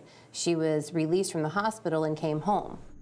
When they returned from the hospital in the wee hours of the morning, Sheila begins talking about the dream. She called her younger son, Graham, into the bedroom. She told him she had a bad dream. She kept seeing Kelly's face in the dark, and that she believed that she hurt Kelly. Worried, Sheila's sons telephoned their grandmother. Graham just said to me, Margaret, we need you. We need you. She drives from her Florida condo to Sheila's house, where she finds her daughter curled up in a fetal position on her bed. She was shaking from head to toe, and she said, call the police. I said, what happened? She said, Mom, everything's black. Everything's black, and all I can see is Kelly's face. It was Graham that said to me, Margaret, I think Mom's killed Kelly. Fearing her daughter was having a nervous breakdown, Margaret Byers makes yet another 911 call. We just need a policeman, please. What's the problem there, please? This call would change Sheila's life forever. I think there's been a murder. My daughter has had a nervous breakdown, and she's saying she's killed somebody. Your daughter's telling you she killed somebody? Yes. All right, she didn't tell you who she's saying she killed? She's saying I don't know, Kelly. Kelly. Did she tell you where this happened? Well, it's down Mark's Landing. Mark's Landing? It's sort of the defendant's own words through her mother and through her sons. I mean, she's basically confessing to the crime in the 911 call. After that explosive call, officers rush to Sheila Trott's home, and she continues rambling about the dream. She's making some statements. I believe I hurt someone. I keep seeing Kelly's face, to the point that the Indianapolis police believe we may have a homicide on our hands. Then detectives put 2 and 2 together. Wait a minute, we had a missing person report last night of Kelly Brennan. And when you make that connection, what are you thinking? You're talking to the killer. That's when Kelly's body is spotted from the air, and cops on the ground rushed to Mark's Landing. Detectives have been at this Indy Atlantic home for some time, all after the body of 46-year-old Kelly Brennan was found 10 miles away in this sand dune area. Kelly's body was found exactly where Sheila dreamt it would be. And so, less than 2 days after Kelly Brennan disappeared, Sheila Trott is arrested for murder. I'm going to be in jail for a very long time, okay? Sheila Trott calls her son, Creighton. They're charging me with first-degree murder. She says, but it's not true. I didn't do it. Sheila hires defense attorney Todd Deratani. And even though that dream led to Kelly's body, Deratani insists the prosecution's case isn't so ironclad. The police didn't have DNA, they didn't have fingerprints, witnesses, and they didn't have any blood that matched to Sheila Trott. Looks like you've got, at a minimum, a case of reasonable doubt. Absolutely reasonable doubt. It's a dream case. So little physical evidence, prosecutors say, because Sheila Trott planned it that way. It's not like she all of a sudden found out that Kelly was having an affair with Dan Trott and then confronted her immediately and beat her to death. She'd known this had been going on for months and months and months, and she planned it down to the last detail. She's a murderer.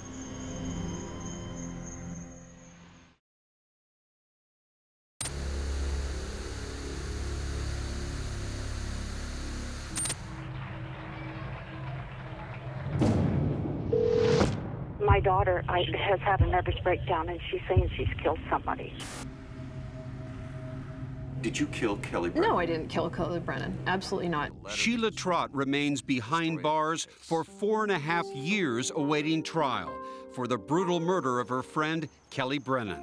She said, all I want to do is hug my boys. And I understand that, because all I want to do is hug my girl. Today, you absolutely believe in your daughter's innocence, correct? Absolutely, 110%. As the trial finally begins in September of 2014, remain seated, come to order, please. Court's in session. Investigators believe they've built a strong but admittedly circumstantial case, beginning with that bizarre dream. The defendant began saying that she'd had a dream, that she may have hurt Kelly, and that it happened at Mark's Landing. Do you have an eyewitness to this murder? No. Do you have a murder weapon? No. Do you have Sheila Trott's DNA on Kelly Brennan? No, I don't believe so. But Major Todd Goodyear does have a theory of the murder based on bloodstains and divots in the grass in front of Kelly's home. Peter, this is the house where we believe that Sheila Trott laid in wait, waited for Kelly Brennan to come out to her vehicle, snuck up behind her at nightfall, hit her in the back of the head, and then continued to hit her in the head multiple times with some type of object, we believe a hammer. Goodyear believes Sheila then put Kelly's body inside Kelly's own SUV, where CSIs found her blood on the passenger side floor. He says Sheila then drove Kelly's SUV to Mark's Landing, where she dumped the body. Then she abandoned the SUV at a nearby condo. What kind of a murderer could I have been that I didn't leave fingerprints? I didn't leave hair.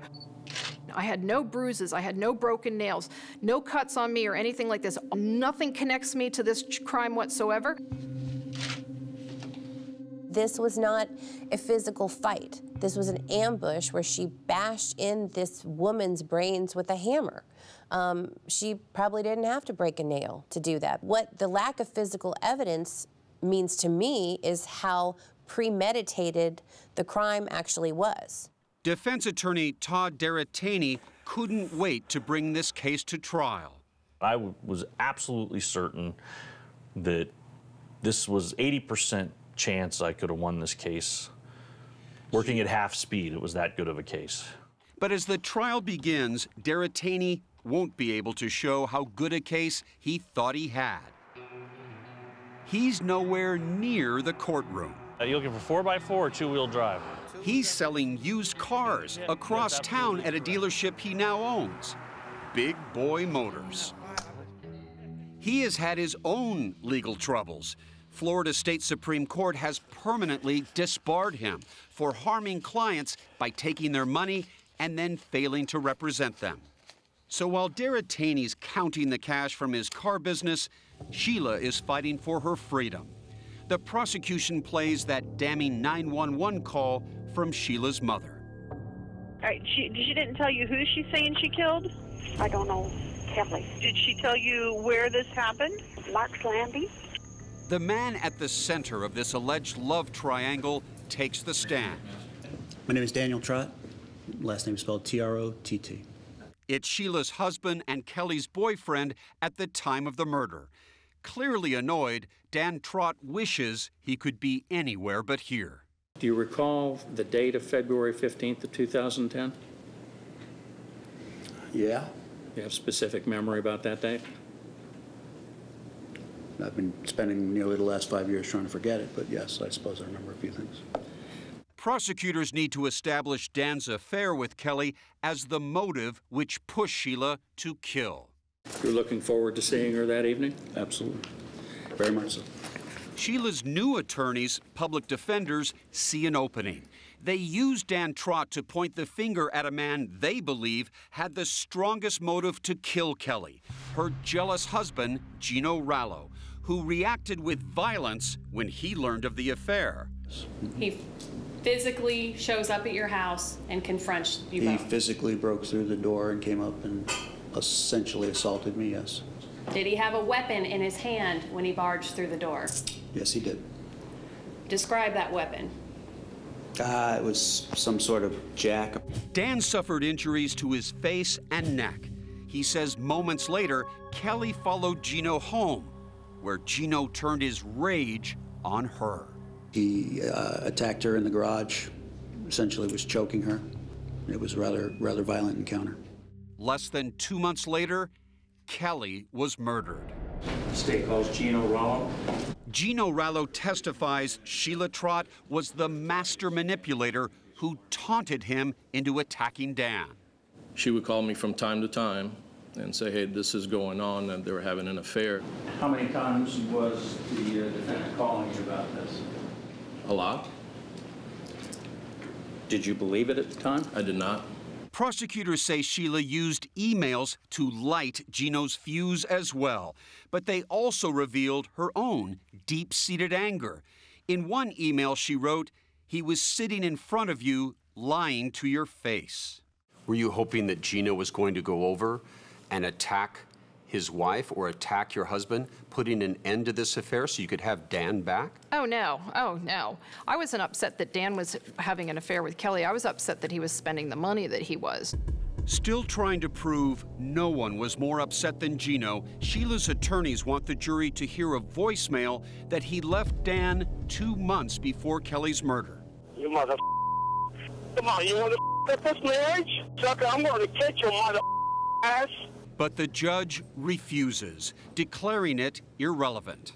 Gino's the only person who knew where Kelly specifically was that evening. It sounds like you think Gino's the killer. I'm not going to say who I think it is. Gino could absolutely do it, and Kelly wanted out of that marriage. Prosecutors say Gino has a strong alibi.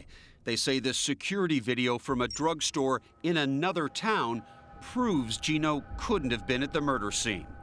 And Kelly's next-door neighbor, Scott Vickers, testifies that he saw a blonde woman, not a man, on Kelly's lawn that night. It was a light-colored outfit, which, you know, that's, or else I wouldn't have been able to really see, but it was some type of light outfit. That light-colored outfit, detectives theorize, could be a reason why none of Kelly's blood was found on Sheila. What do you think about their contention that you were wearing some sort of hazmat-like That's the suit? most ridiculous thing I've ever heard. We're next to Disney World. Why didn't they just put me in a Mickey Mouse suit? Are you serious? Things are about to get very serious at Sheila Trott's trial. Her 2 sons are about to take the stand against her, and what they have to say is another nightmare for their mother.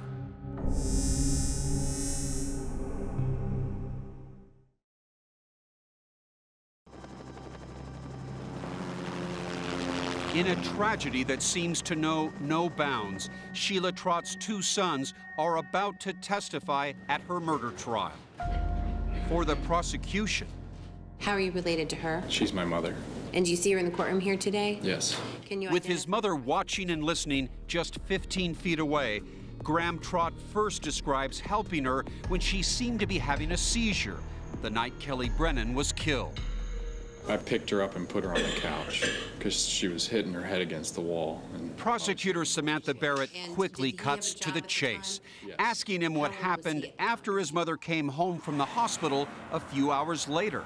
she was telling me she was seeing things. What did she say she saw? She saw Kelly's face, and she said she thinks she's hurt, and a beach. Despite the prosecutor's efforts... Did you ever hear her say, "I think I hurt Kelly"? No. Graham won't repeat what he initially told investigators in a recorded interview. She said, "I think I hurt Kelly. And I keep seeing her face, and then I hurt her." And I was like, well, that's not good. But what he does reveal next is a bombshell, and it's something he did not tell law enforcement until shortly before the trial. I said, do you want to drive down to this beach that you're seeing, and we can see there's nothing there, and then we can call it a night and go to sleep. Sheila agreed, taking her sons Graham and Creighton and Graham's girlfriend on a macabre field trip to Mark's Landing. And there, with Sheila leading the way, the boys, 16 and 18 years old at the time, saw Kelly's bludgeoned body. You could see, I mean, it was just a lifeless body just lying there. Was your mother with you when you saw that? Yes. What did she say? I don't, nothing really. I mean, she's just in shock. Why would you take your two teenage sons out to Mark's Landing and show them where the body was? The kids took me. You led them to that place. I didn't take them right to the body. We walked around, and we were just on our way out when we saw her feed. Why is it when your mother came over to the house, you didn't tell her, we just got back from Mark's Landing where we saw a dead body? You'd have to ask the kids that. I don't know. It just never really came up. When my mother first came in there... Didn't come up, Sheila. Didn't come up. You'd just been to see a dead body, a woman whose skull was crushed. Well, when my mom came in, I was in bed, and she woke me up. I don't remember the conversation very well. As inexplicable as that seems, the horror of the night didn't end there for Sheila's sons. She told them she also had visions of a nearby vacant lot. And that's where Creighton Trott tells the court they made a second damning discovery. A bag. Mom opened it up, went into the purse, and opened up the wallet, and we saw Kelly's driver's license. What did you do next after you saw the bag with Kelly Brennan's driver's license in the wallet? Told her that we didn't want to have anything to do with it, that me and Graham were going to go to sleep, and that she had to deal with it on her own. How important are these boys to your case? Their testimony is absolutely critical. It seemed that they were determined to do what was really the right thing and tell the truth. Sir, you're free to go, but... After her son's scathing testimony, Sheila's defense team faces a huge uphill battle. They try to poke holes in the forensic evidence gathered at Mark's Landing. Well, we know that Kelly's body comes out of the car and comes down this way, and we know that because there's blood transfer found on this pole right here. Kelly's blood was on this very post. Right. The defense says not so fast. The spots on the fence post, and did you forward them for forensic testing? They were not.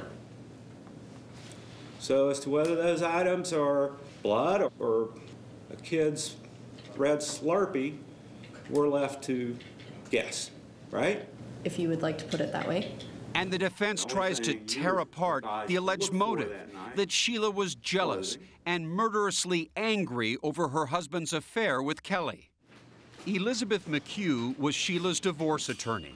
She says Sheila seemed fine with the affair. She really didn't have a problem with Kelly because she knew her, and so she knew she would be very good with the children and wouldn't really be a problem in the divorce. Okay. Motive aside, Sheila's dream about Kelly lying hurt here at Mark's Landing and that field trip with her two sons here are among the strongest evidence against her. But there is a new twist to this tale. Sheila says that dream was actually a memory of witnessing Kelly being killed by a strange man. She was arguing with him, and I heard him say, "But Kelly," and she said, "Enough." And then she went and bent into the car to do something, and I saw him hit her. While behind bars awaiting trial, Sheila says that her memory has come back to her, and she's written a detailed account of what happened. Then you write, he dragged her into the grass and kept hitting her. Mm-hmm. Is that what you saw? Yes. Yes, and I didn't do anything. You didn't call police, why not? I don't know. Sheila shared this memory in a letter to a friend. She claims that she had decided to stop at Kelly's house that night to ask Kelly to stop driving by her house looking for Dan. And at the exact moment she arrived, Sheila saw a strange man attack Kelly. How would you describe this man who was with Kelly? It was too dark. It was too dark. This letter, prosecutors say this is a confession. No, it's not a confession letter. That's my account of what happened that evening. But Sheila's new account becomes even more bizarre. Instead of running for her life or to the nearest police station, she followed the stranger's car all the way to Mark's Landing and watched him dispose of Kelly's body and belongings. Do you understand, as you sit across from me right now, that your story is a fantastic story? You follow the killer, which doesn't make a lot of sense to anyone. And then you don't tell cops what happened, what unfolded. You don't even tell your own mother. All these things are consciousness of guilt, are they not? Well, if there's consciousness of guilt, why would we call the police? If I committed this crime and I had killed her, I would have taken off. I'm not stupid enough to stick around. Come to order, please. And Sheila believes this new memory could set her free. But the question is, will the jury get to hear Sheila Trott's version of what happened the night Kelly Brennan was killed?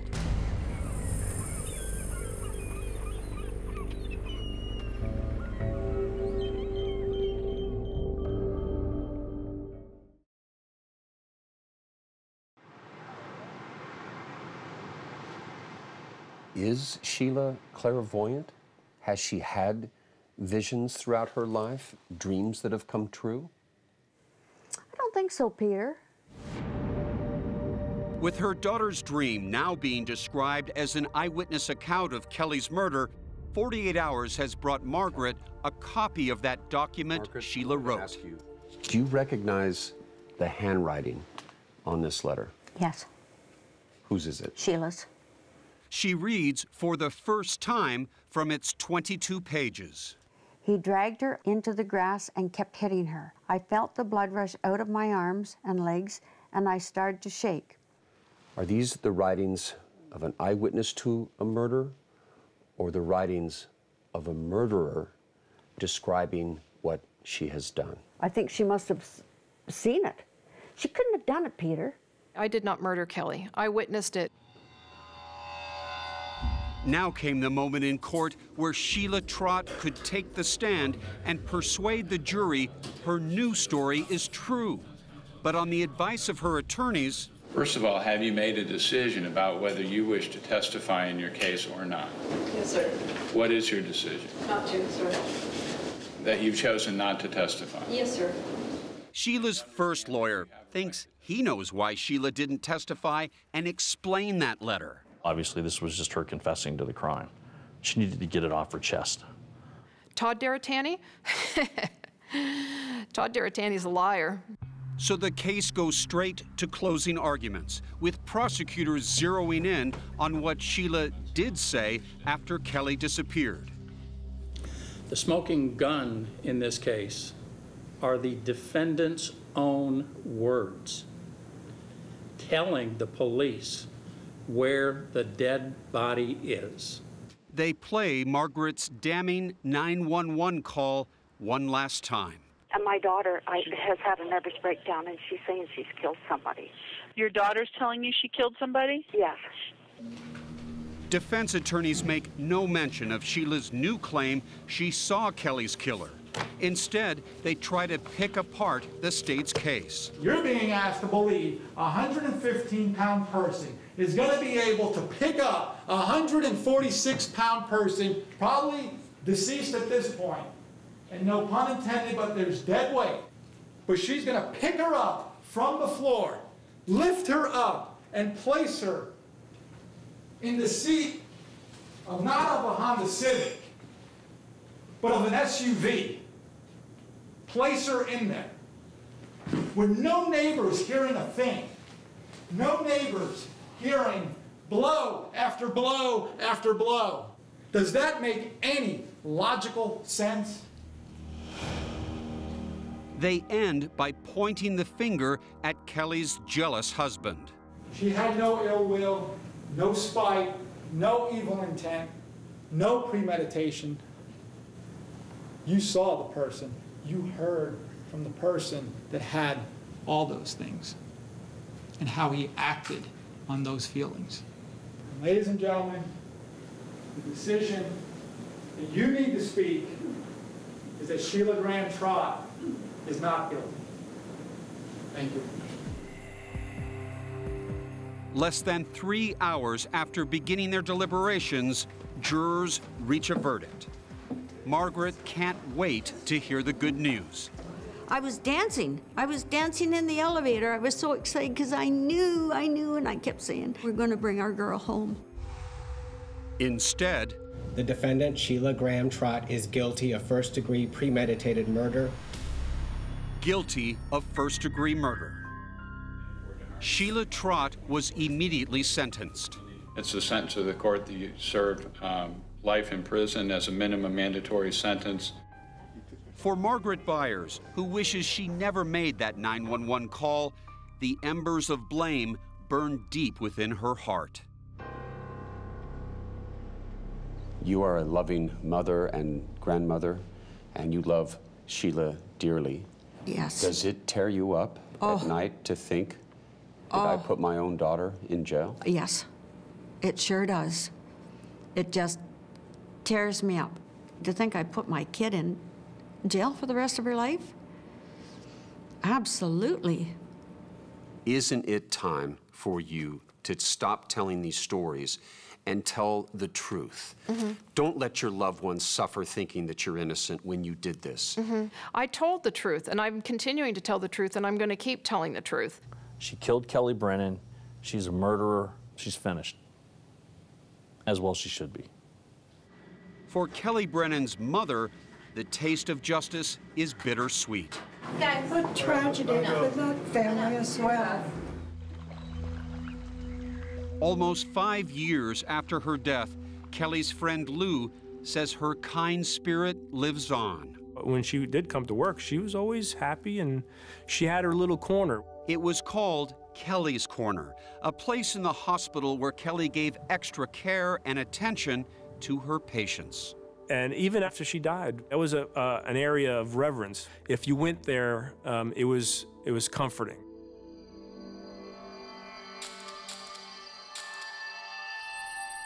Why shouldn't this audience believe you're just a clever sociopath? That you are a killer? You know the difference between right and wrong, but in the case of Kelly Brennan, you don't care. I do care.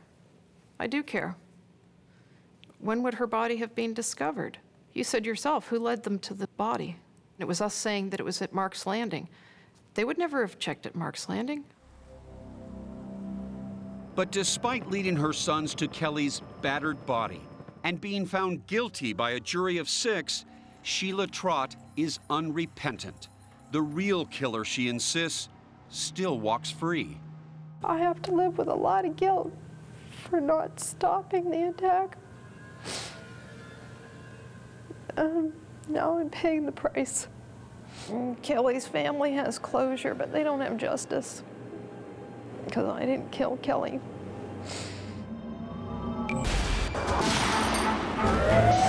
"48 Hours. Don't miss an episode.